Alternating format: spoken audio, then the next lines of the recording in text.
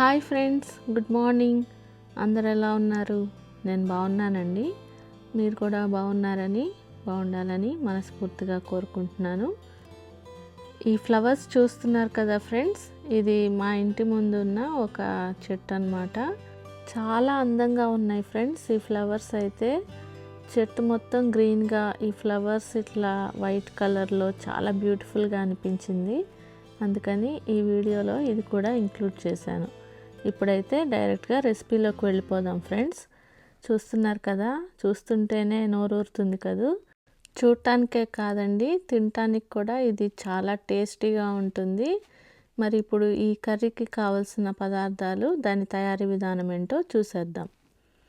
చూస్తున్నారు కదా ఫ్రెండ్స్, నేను దీనికోసం ఒక కప్పులో సోయా చంక్స్ తీసుకున్నాను. దీన్ని మీల్ మేకర్ అని కూడా అంటారు.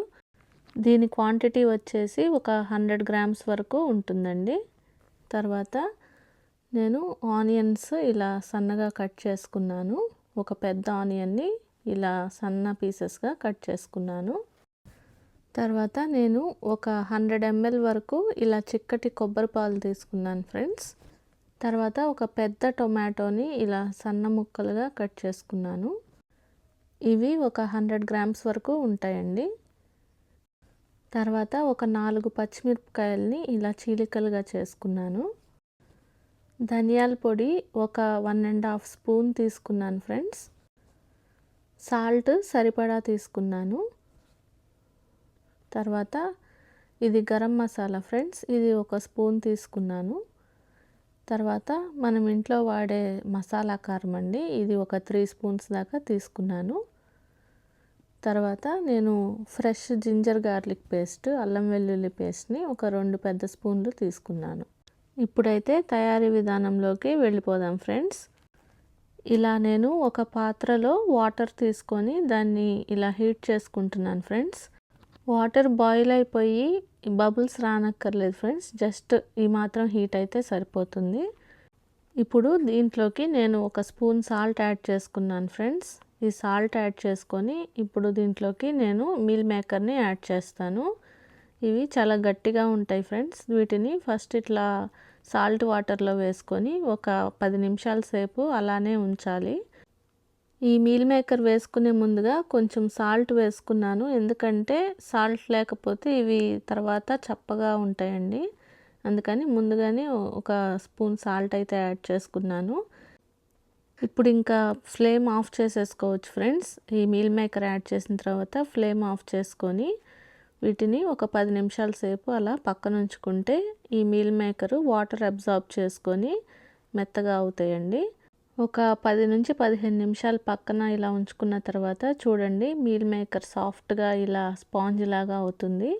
ఇప్పుడు ఇలా మీల్ మేకర్లోంచి వాటర్ని ఇలా స్క్వీజ్ చేయాలి. అంటే వాటర్ లేకుండా ఇలా గట్టిగా పిండేసి వాటిని ఇలా ఒక ప్లేట్లోకి తీసుకుంటున్నాను ఫ్రెండ్స్. ఇలా మొత్తం మీల్ మేకర్స్ అన్నిటిని ఇలా తీసేసుకున్నాను. ఇప్పుడు స్టవ్ మీద ఒక ప్యాన్ పెట్టుకున్నాను ఫ్రెండ్స్. ప్యాన్ పెట్టుకొని ఇందులోకి ఆయిల్ వేసుకుంటున్నాను. ఒక 4 పెద్ద స్పూన్లతో ఇలా ఆయిల్ వేసుకున్నాను. ఆయిల్ కొంచెం హీట్ అయిన తర్వాత నేను దీంట్లోకి ఒక స్పూను షాజీరా వేసుకున్నాను. షాజీరా కానీ జీలకర్ర కానీ ఈ రెండిట్లో ఏదైనా వేసుకోవచ్చండి. జీలకర్ర కొంచెం ఫ్రై అయిన తర్వాత ఇందులోకి సన్నగా కట్ చేసి పెట్టుకున్న ఆనియన్స్ని యాడ్ చేసుకున్నాను. ఈ ఆనియన్స్ని లైట్ బ్రౌన్ కలర్లోకి వచ్చే వరకు వేయించుకోవాలి. చూడండి, ఒక 5 నిమిషాల తర్వాత ఆనియన్స్ ఇలా లైట్ బ్రౌన్ కలర్లోకి వేగిపోయాయి. ఇప్పుడు నేను దీంట్లోకి సన్నగా కట్ చేసుకున్న పచ్చిమిర్చి ముక్కల్ని యాడ్ చేసుకుంటున్నాను. ఈ పచ్చిమిర్చి ముక్కల్ని కూడా లైట్గా ఫ్రై చేసుకోవాలండి. తర్వాత నేను దీనిలోకి ఒక 1/2 స్పూను పసుపు వేసుకున్నాను. పసుపు వేసుకొని దీన్ని బాగా కలుపుతూ ఇలా వేయించుకోవాలి 1 నిమిషం పాటు. ఇప్పుడు నేను దీనిలోకి 2 పెద్ద స్పూన్ల అల్లం వెల్లుల్లి పేస్ట్ను వేసుకుంటున్నాను. ఈ అల్లం వెల్లుల్లి పేస్ట్ను పచ్చివాసన పోయే వరకు ఇలా మొత్తం ఆయిల్లో కలుపుతూ ఇలా వేయించుకోవాలండి. అల్లం వెల్లుల్లి అయితే చక్కగా ఫ్రై అయిపోయింది ఫ్రెండ్స్. చూడండి, ఇలా ఆయిల్ సపరేట్ అవుతుంది.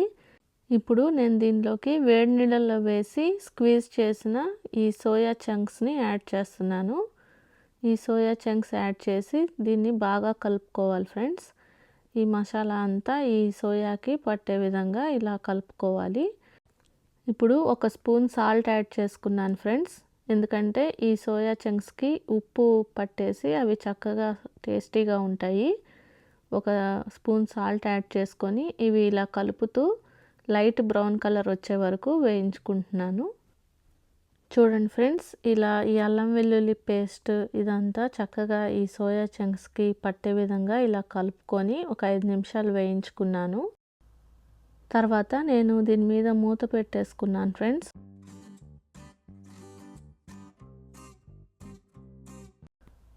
ఒక 10 నిమిషాల తర్వాత ఇలా మూత ఓపెన్ చేసి చూశాను ఫ్రెండ్స్. చూడండి, ఈ మీల్ మేకర్ అనేది లైట్ బ్రౌన్ కలర్లోకి ఇలా ఫ్రై అయిపోయింది.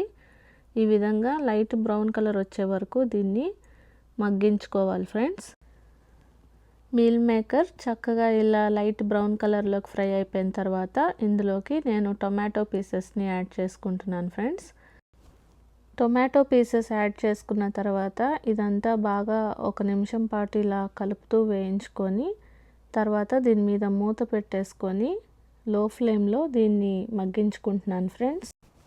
ఒక 5 నిమిషాలు ఇలా మూత పెట్టేసి మగ్గించుకున్నాను ఫ్రెండ్స్. చూడండి, టొమాటో పీసెస్ చక్కగా మెత్తగా మగ్గిపోయాయి.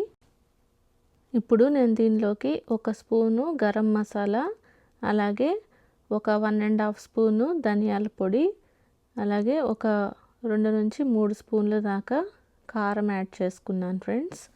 తర్వాత నేను ఒక 1½ స్పూన్ దాకా సాల్ట్ యాడ్ చేసుకున్నాను ఫ్రెండ్స్.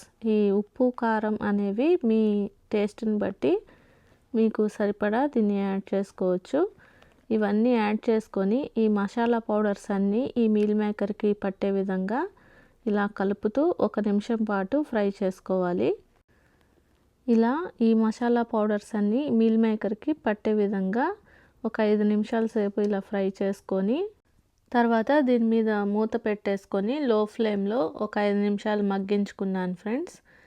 మగ్గించుకోవటం వల్ల ఏమిటంటే మసాలా పౌడర్స్ అన్నీ బాగా ఈ మీల్ మేకర్లోకి అబ్జార్బ్ అవుతాయి ఫ్రెండ్స్. దానివల్ల కర్రీ చాలా టేస్టీగా ఉంటుంది. ఇప్పుడు నేను దీనిలోకి 1 గ్లాస్ వాటర్ అయితే యాడ్ చేసుకున్నాను ఫ్రెండ్స్. యాడ్ చేసుకొని దీన్ని మళ్ళీ ఒక 5 నిమిషాల సేపు ఇలా దగ్గర పడే వరకు ఉడికించుకున్నాను.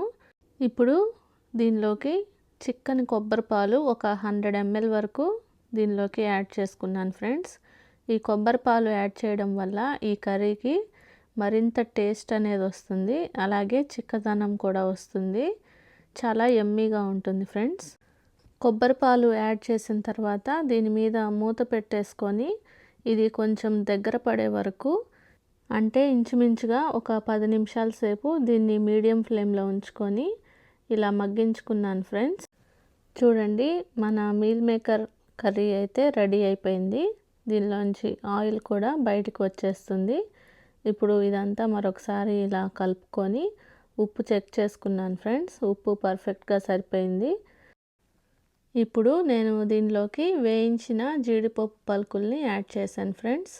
ఈ జీడిపప్పుని యాడ్ చేయడం వల్ల ఈ కర్రీకి మరింత టేస్ట్ అనేది యాడ్ అవుతుంది. ఇవి నార్మల్గా డ్రై రోస్ట్ చేసినవి, అంటే నెయ్యి కానీ తర్వాత ఆయిల్లో కానీ వేయించకుండా ప్లెయిన్గా వేయించినవి. జీడిపప్పు యాడ్ చేసుకున్న తర్వాత దీనిలోకి ఫ్రెష్ కొత్తిమీర ఇలా యాడ్ చేసుకున్నాను. కొత్తిమీరను యాడ్ చేసిన తర్వాత 1 నిమిషం పాటు ఇలా మూత పెట్టి మగ్గించుకున్నాను ఫ్రెండ్స్. అంతేనండి, ఎంతో టేస్టీ అయిన హెల్దీ అయిన meal maker masala curry ready అయిపోయింది. ఈ కర్రీ రైస్లోకి, రోటీస్లోకి, అలాగే బగారా రైస్లోకి చాలా యమ్మీగా ఉంటుందండి. ఈ మీల్ మేకర్ సోయా బీన్స్తో తయారవుతుంది. సోయాలో హై అమౌంట్ ఆఫ్ ప్రోటీన్ ఉంటుందండి. వెజిటేరియన్స్కి ఈ సోయా తీసుకోవడం వల్ల ఎక్కువ అమౌంట్ ఆఫ్ ప్రోటీన్ అందుతుంది. అలాగే ఇది హార్ట్ ప్రాబ్లమ్స్తో బాధపడే వాళ్ళకి, అలాగే డయాబెటీస్ వాళ్ళకి కూడా చాలా మంచిది. ఈ రెసిపీ మీకు నచ్చింది అనుకుంటున్నాను ఫ్రెండ్స్. నచ్చితే తప్పకుండా ఒక లైక్ ఇవ్వండి. అలానే మన ఛానల్ని ఇంకా ఎవరైనా సబ్స్క్రైబ్ చేసుకోకపోతే ప్లీజ్ సబ్స్క్రైబ్ చేసుకోండి. సబ్స్క్రైబ్ చేసుకొని పక్కనున్న బెల్ ఐకాన్ని టచ్ చేస్తే నేను వీడియో పెట్టగానే నోటిఫికేషన్స్ వస్తాయి. మరొక టేస్టీ అండ్ హెల్తీ రెసిపీతో మళ్ళీ మిమ్మల్ని కలుసుకుంటాను. Thank you for watching friends. Take care. Bye.